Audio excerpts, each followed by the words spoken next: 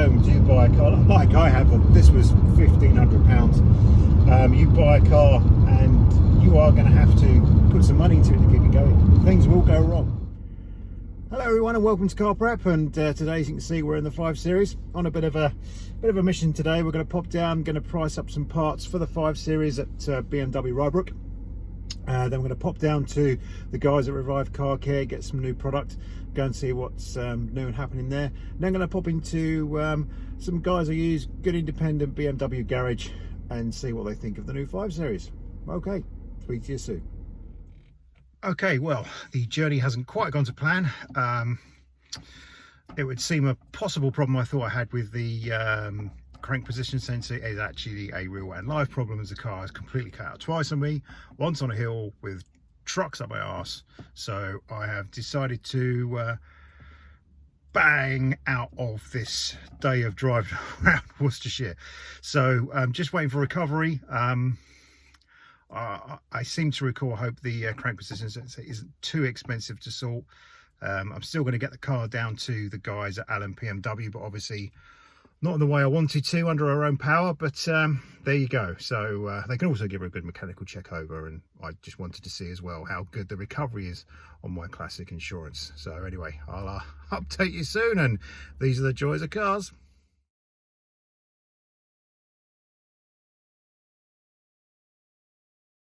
Hi, right, we're just at Allen BMW, which is where the 5 Series got recovered to. So it's raining, so I'm going to go inside and find out the joyous news of what they found. Right, there's a couple of problems we've been found.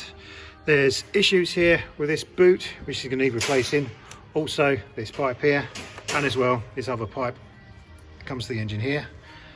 This is the sensor that is going to be replaced. This is a camshaft sensor. The actual crank sensor itself is actually fine.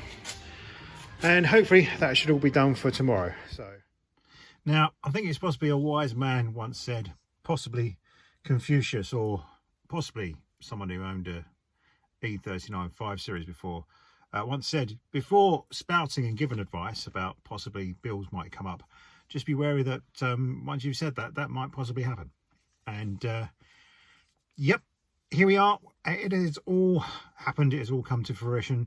And shockingly, pretty much to the letter how I predicted would do, including the amounts involved. So we knew we had a sensor problem which was causing the cutting out. We initially thought it was going to be the crank sensor. So unfortunately the ROC fella didn't have the correct connection, because this has got an older round connection for their box of tricks that diagnoses everything. So we had to wait until we got it down to Allen BMW to have a look at. So those guys got the correct bit of kit, had a look, and actually the crank sensor wasn't faulting at all. It was actually the cam sensor. So changed the cam sensor, and everything seemed to be fine. And then I was coming back up from a work trip on a train from Portsmouth back up to Pershore, and I was going to go and pick up the 5 Series because it was going to be ready. And the guys gave me a call, and you hear the garage giving you a call, you know that's normally the harbinger of something slightly going awry. One of the wheels has fallen off the cart. And the wheels that fallen off the cart was, they had everything running, they changed the sensor and everything was fine. And literally just about to wrap everything up, and the engine cut out again. So back on with the diagnostics, and it turned out to be that the crank sensor had started faulting as well. So that was ordered, that was changed. Now, when I did a little bit of homework, when I thought I might have had a problem, I saw that these sensors are actually possibly not too expensive and quite cheap, probably 40, 50 pounds. Yeah, they are if you buy the cheap Chinese ones, which at the moment are probably all stuck on a big ship in the Suez Canal. Now, when I'm having stuff changed on the engine, if I can, I like to go OEM. So I've gone full on OEM with all of this. So we've got an OEM crank sensor, an OEM cam sensor, and also all the boots, hoses and pipes are required. I've gone OEM as well, because one of the sensors actually, they said, did look like a cheaper aftermarket version that obviously hasn't lasted as well. So anyway, the motor that we bought for £1,500. Yes, the bill. well, the lads at Allen BMW have done me a good deal on the labour. Can't fault them there. But obviously going OEM parts, that costs. But then again, you know, go OEM, you've got a bit of comeback, you've got a bit of guarantee there, and the other parts pretty much going to last, hopefully, for however long I'm running this. So anyway, with the VAT and everything, I'm not going to beat around the bush. It's 500 quid.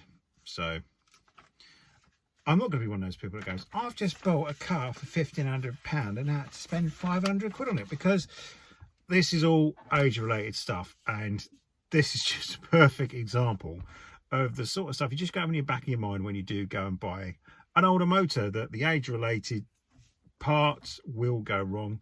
The car had been sat for 8 years.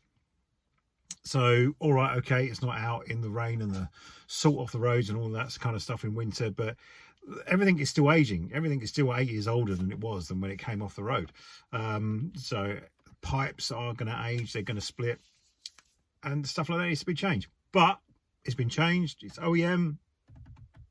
I'm not going to have to change it again, unless I'm unlucky.